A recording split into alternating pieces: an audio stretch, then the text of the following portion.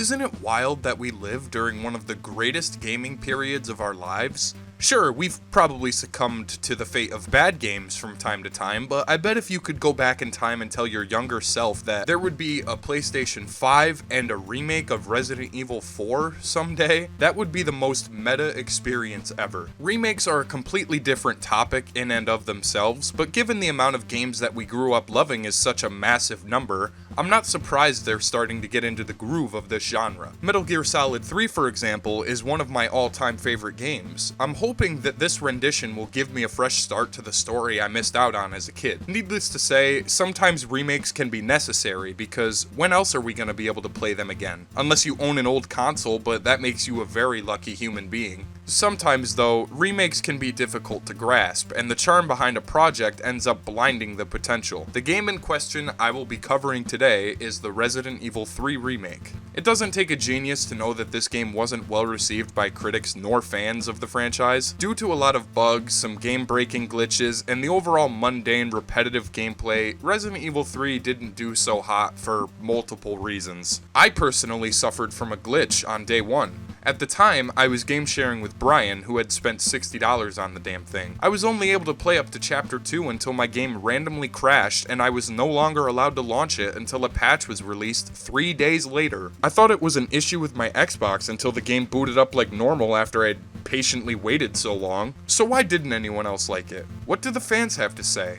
For starters, it's a lot shorter than the original that it's based off of. I completed it in less than 4 hours on my very first playthrough. Content is cut in certain areas like the infamous clock tower segment and the gravedigger boss fight in the cemetery. The option of choosing to fight or escape Nemesis is absent, and along with it is the urgency to get away. Every single moment that Nemesis is on screen, I roll my eyes. They're nothing more than scripted nonsense that force Jill into either pushing a QTE several times or trying to dodge him just to have him butcher Jill like she's a bag of fucking meat. Puzzles are also completely absent. The subway train puzzle isn't even that. The answers are directly in front of your face. The only reason I struggled for so long was because I didn't realize you had to adjust the dials on the right as well. Well, I can't begin halfway into the game. We gotta take this back to the beginning, where the nightmare began. We get this interesting dream sequence with Jill as she awakens during the night. When she goes to the bathroom to turn the water off, she starts bleeding and slowly turning into a zombie. It's not really clever foreshadowing, considering everyone who's played the original knows that Jill gets infected at some point. She wakes up, as it turns out to be a nightmare. After you enter the bathroom, the camera angle adjusts to third person, and the phone starts to ring. Jill answers to discover a screaming Brad on the other end, telling her to get out and leave right away. Hello? Jill, are you okay? Brad, is that you? Listen, you gotta get out of there. What are you talking about? I don't have time to explain. You gotta get out of there right now. All right, let me grab my... Like, I remember playing this for the first time and thinking, oh wow, that was quick. Wow, okay, that was fast. Nemesis is already here? So much for the build-up. In fact, this entire beginning segment is kind of a letdown. Jill closes the door on Nemesis and stands in front of it as if she's strong enough to hold the creature back.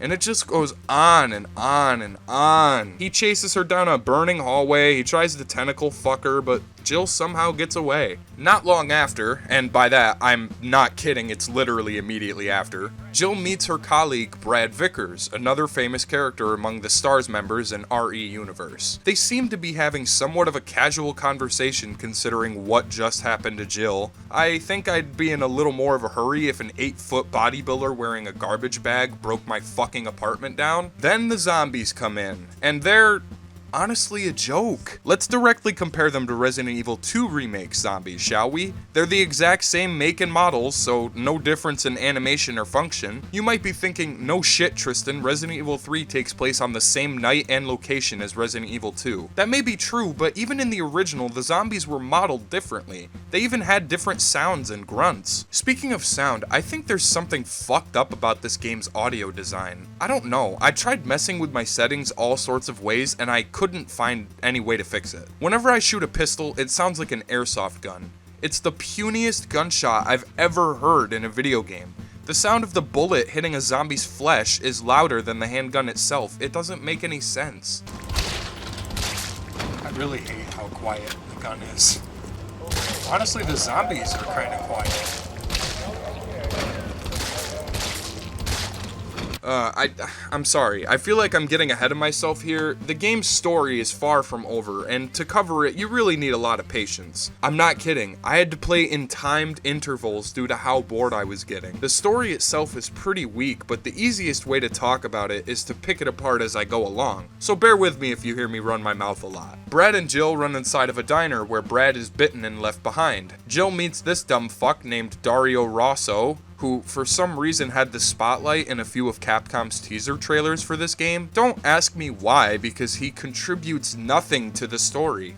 Much like the original, he's as useless and unimportant as can be. In the 1999 version, he hides in the container because his daughter was eaten alive by the zombies and he's too much of a coward to confront them. Here, he's just a dick. He just treats Jill like a piece of trash and insults her for trying to assist him for no reason. There's no mention of his dead daughter either, so I guess it wasn't that fucking important to include him. Jill proceeds to the parking garage where she attempts to be rescued by a random news helicopter. You know who appears and decides he wants a bite of the Jill sandwich. This is the second encounter with Nemesis we have, and you'd think it would be more epic than a simple QTE segment. Like, come on, what? Jill can't get this fucking car to start and Nemesis is just ever so slowly approaching her, aware that she has the advantage? I thought we were playing Resident Evil, not fucking Dead by Daylight. She rams him off of the parking garage roof, somehow crawling away with no serious injuries. Suddenly, Carlos appears and intercepts the beast.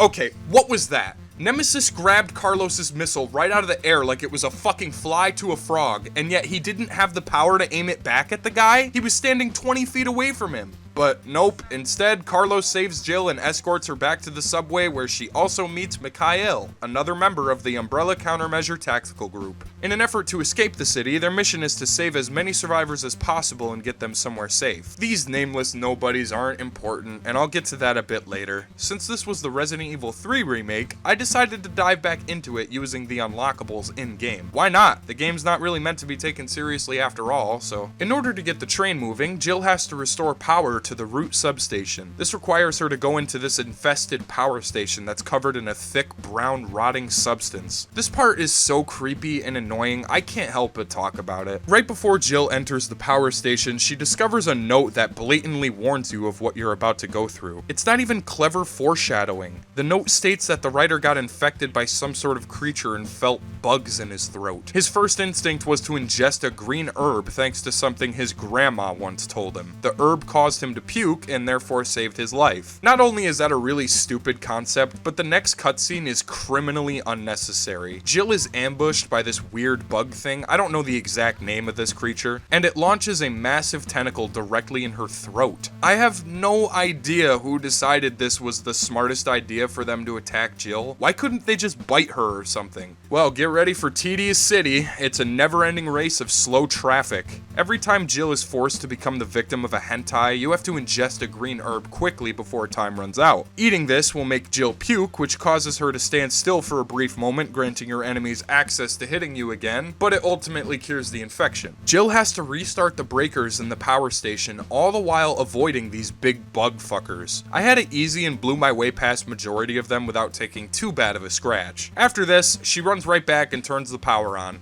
Once that's complete, Jill has to now run all the way back to the subway. Anyways, this is right where you take notice of just how unfair and broken the game still is. Nemesis starts to hunt Jill during her venture to the subway, only he doesn't let up for even a fucking second. Not once, not twice, but 3 times in a row, he killed me in just 2 hits before I could even access my inventory and use a healing item. At first, I thought it was because I had cheat items in my inventory, but no, I put those away to test this, and he still comes after her, relentlessly swinging his brick hands and jumping from one end of the map to another just to cut her off. It's weird how in Resident Evil 2, Mr. X felt like a terrifying stalker enemy because of one simple fact. He never leaves you alone. He will parade around the police station in search of Leon or Claire, and he'll beat your ass every time. Although he's virtually impossible to kill this early on, the game is fair because it doesn't allow Mr. X to do anything crazy. He walks everywhere, which is intimidating but gives the player a chance to escape. In RE3, Every single Nemesis encounter is scripted and unfair. Even when he's chasing you in the streets of Raccoon City, he can't go anywhere that you would expect him to be able to. He's kind of a laughingstock in this DLC, nothing more than an overhyped sub-boss if you ask me. Or when he isn't physically chasing you, you'll have to escape his grasp with a QTE, and there are so fucking many in this game. I think they played the original Resident Evil 4 and thought, yeah, the players love that mechanic, let's incorporate it every 5 minutes. Anyways, when Jill gets back to the subway, she's interrupted yet again by Nemesis. You have to run away from him at this segment. If you try to fight back, you're dead, because why the hell should you be able to play it how you wish? She ends up in the sewers somehow and has to find her way back. Thankfully, she went through a metal door and sealed it shut with a valve. That'll certainly stop the ginormous fucking creature that destroyed an entire apartment building in the introduction. Good thinking, Jill. This is actually where Jill meets a new special type of enemy, the Gamma Hunter, or I don't know, I just call them the annoying fish-lipped dick tits. They don't introduce anything new besides having a one-hit kill move and being fat blobs of shit. You can only damage them when they open their mouths and try to consume Jill whole. I can't make another Jill sandwich joke, I just can't. There's a quote-end quote puzzle during your time here in the sewers. Jill has to find a huge battery pack in order to access the exit. It's not really a puzzle though, considering it took me 5 seconds to figure out what I had to do. It's just padding for time, as if they fired the guy who made the puzzles in Resident Evil 2 Remake. Jill escapes from the sewers, only to be once again confronted by you know fucking who. This entire scene is pretty mediocre and feels rushed. Jill has to run away from Nemesis as he ever so slowly makes his way up the building, setting everything ablaze. You can't fight back here, nor can you do anything to delay the attacks of his flamethrower. You just have to fucking run, like a guinea pig from a hawk. That's how this game feels. You're a guinea pig. Jill makes her way to the top only to have to fight Nemesis one-on-one. He's not a hard boss at this segment. You can basically keep running and shooting, dodging his melee attacks and flames in the process, and you should be okay. This is also where you start to notice just how often Jill takes a nasty fall and somehow walks away unharmed every time. I'm not kidding. Not long after defeating him as a boss, Nemesis launches a rocket 2 feet away from Jill. When it cuts to the next shot, Jill's being thrown over a barrier as if someone just politely tossed her. She has no injuries, no burns, no wounds whatsoever. Are you fucking insane? You're trying to tell me that Jill Valentine is just immune to rocket explosions? There should be a polka dot pattern of shrapnel in her fucking face right now. But nope, instead she gets right back up and continues limping away. Eventually, Carlos guides her through the alleyways and back to safety. Come on, let's get out of here.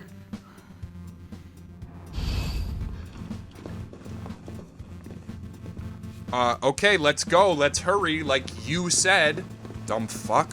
In all honesty, I'm talking shit about him right now, but Carlos is surely the greatest part of the Resident Evil 3 remake. He's charming, he's hopeful, and he believes in doing the right thing, which means saving survivors and bringing an end to the madness in Raccoon City. His voice acting is on point given his new revised character. Jeff Shine is also the same voice actor for Javi in The Walking Dead New Frontier, and he voices Chris in Resident Evil Village. I'm glad they've utilized him a lot throughout the series because he always gives it 100%. He also gets much nicer gear than Jill does at the start, with a handgun and rifle combo. I know I was cheating with the infinite guns, but this isn't something anyone should take too seriously anyway. It's the Resident Evil fucking 3 remake. Jill gets onto the train and talks to Mikhail, the captain of the mission. To be honest, I don't remember a whole lot about him from the original, so I can't necessarily say if he was done accurately or whatever, but I do know I enjoyed his time here, except it's extremely short-lived for no reason. Before too long, the predictable panic event happens. Nemesis shows up and blows up the train car containing survivors, so they're all fucking dead. Nikolai, the leader of this unit for Umbrella operatives, quite literally puts himself as the bad guy right away by locking the train car door so that nobody else can escape. I mean, why can't Jill just pull her gun and shoot him? Does the train have bulletproof glass or something? Mikhail is impaled by Nemesis' tentacle, and in a brave sacrificial gesture, he detonates a brick of C4 that he clung to his chest, causing the train to derail. Jill bonks her head and gets knocked out. We then cut to Carlos, oh thank God, as we enter a very familiar place. The Raccoon City Police Department. I was so excited to see how they would incorporate the station in this game. It worked so well in Resident Evil 2 that I imagined in this one it would work even better. Well, for starters, before we go inside, we have to kill Brad, and killing Brad is fucking wacky. Come on. I shot him 6 times in the goddamn head. I hate that these games make zombies bullet sponges. I'm not saying they have to go down in one headshot, but even a few headshots to do it and you get really fucking annoyed. Anyways, I bludgeoned the piece of shit and went on my merry way into the RPD. Well, we get a good look at the cameras inside, only to find out we're here for a search and rescue mission, locating a top-tier scientist for Umbrella Research Labs, Dr. Bard. He's not an important character to remember, even the game knows this because they make him out to be the world's most horrible human being. His last known location is the STARS office, but in order to get there, we have to first find an explosive and blow up the shower wall. Wait, what? That wall isn't from Nemesis? Well, that's lame. I remember the big rumor when Resident Evil 2 came out that Nemesis was the one who broke through the shower wall during his chase with Jill. But once again, I'm let down. Once you reach the STARS office, which took me a total of 5 minutes, you're done playing as Carlos. We now cut to Jill, who is the only survivor of the train wreckage. She states out loud to herself, Am I the only one who made it?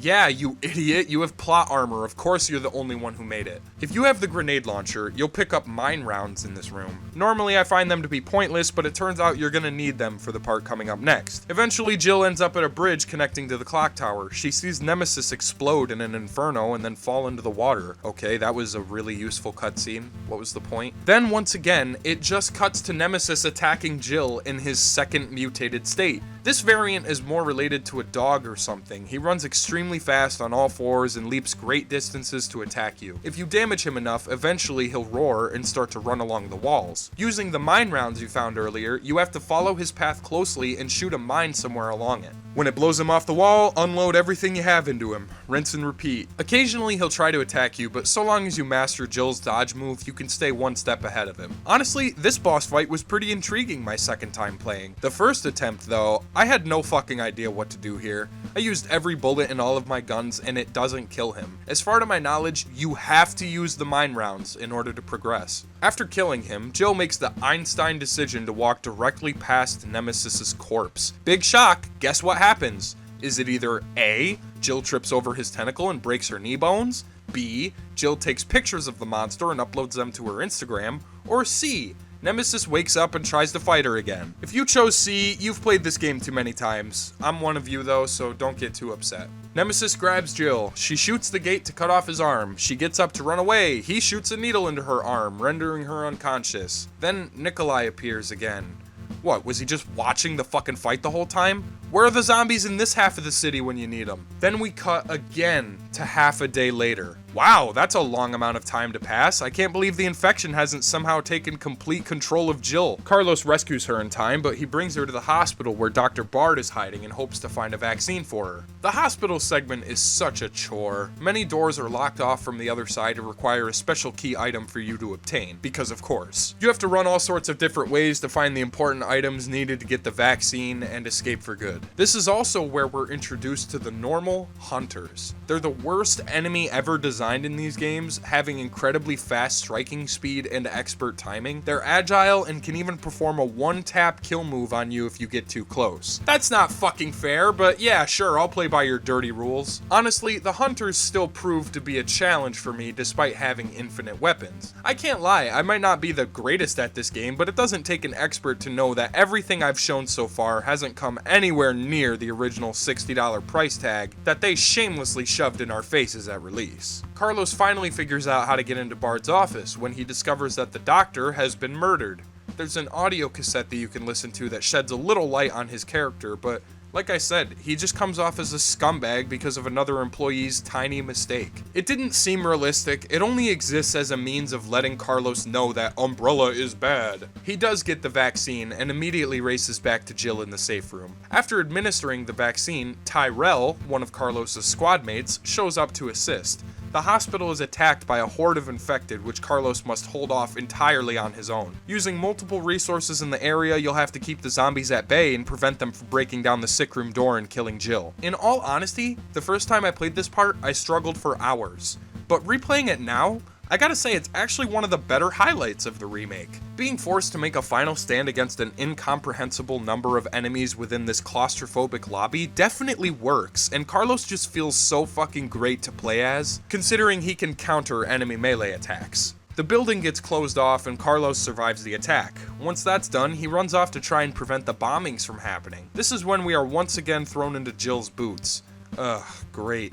Back to the mundane reality we live in. I'm not kidding either. Carlos gets these epic missions like going to the police station and fending off a literal horde of zombies, but Jill's segments are constantly aggravating and insultingly boring to me. Most of them consist of puzzles or a series of mazes just to pad out for timing, as if they couldn't do anything less original. And the stupid zombies. I wasn't the biggest fan of them in Resident Evil 2 Remake due to the simple complaint I had earlier with the bullet sponge mechanic. You can shoot a zombie in the head 4 to 5 times and it won't go the fuck down, and I don't get who decided this was a smart idea. Even when you feel like you're doing really fucking good, the game turns a 180 and cheap shots you at times. I didn't mention it that much, but Jill has the ability to evade enemy attacks. The game says to hit any directional button along with spacebar to dodge a potentially dangerous attack, but it's just like the melee combat in Callisto Protocol. It doesn't work half the time. Very rarely I've been able to utilize the dodge in every effective way in a fight,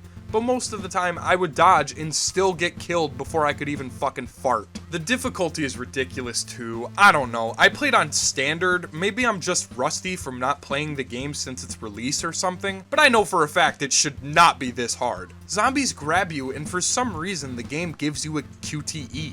Except it's pointless because even if you finish the QTE in time, you still get bit. I have no fucking idea why they programmed this, probably just to piss me off. But let's continue with the story, shall we? So get this. Jill proceeds through the underground area into the second nest facility run by Umbrella. Here, she has to synthesize a vaccine capable of reversing the zombie virus and curing anyone ailed by it. This is when we're introduced to a new type of infected, some strange albino zombies that take a lot of damage. Just like the Gamma Hunter, they do little to add variety to the game's challenges, besides getting cheap shots on Jill when her back is turned. This section of the game is nothing more than a maze, and it's not really hard to solve, but I feel like I've done this exact same thing on repeat now. You have to figure out the proper way to get around the facility, all the while fighting different enemy classes and trying not to uninstall the fucking game in the process. Once you grab the vaccine case and eliminate all of these annoying bastards, you can walk into this room full of test subjects and...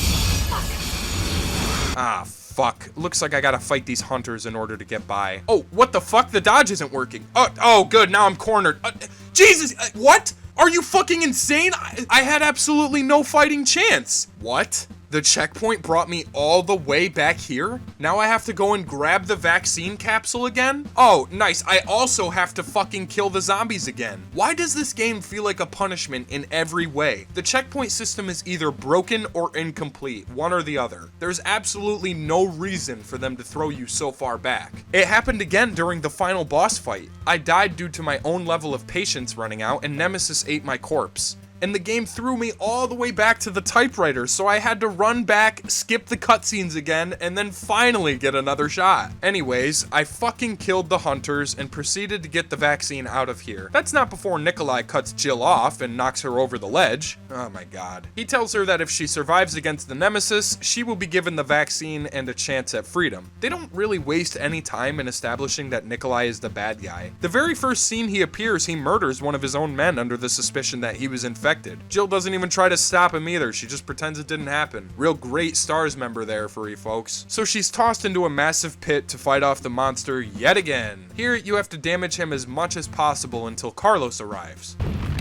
Jill, is that you? Carlos? You're okay. Let me spot for you. Good idea.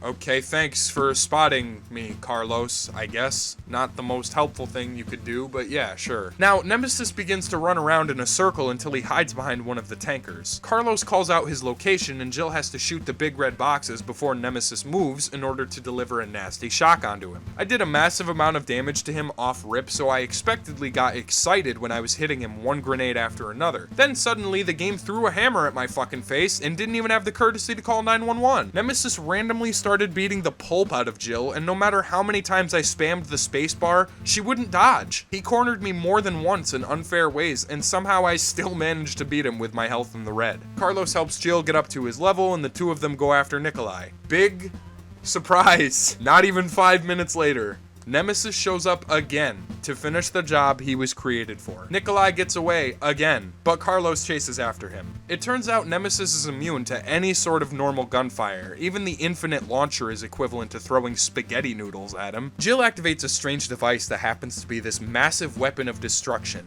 a Gauss rifle. She fires one shot into him, which doesn't do much. The batteries are knocked out of place, and they must be fixed in order for the gun to be charged. You'll have to cripple Nemesis temporarily by destroying his pus balloons. Once he's down, Jill can push the batteries back into place and finish off Nemesis with 2 more devastating blows. Okay, first of all, why is this the defining death of the Nemesis? Moments earlier, Carlos cast him into a pit full of acid. The beast was turned to mush at this point. I feel like that should have been the end, but nope, just another annoying heroine moment where Jill gets her badass one-liner and executes the beast. Then it comes down to a final showdown on the rooftop with Nikolai. Jill is beaten as Nikolai gains the upper hand quickly. You'll have to aim the crosshair very delicately at this part and pull the trigger once. Carlos!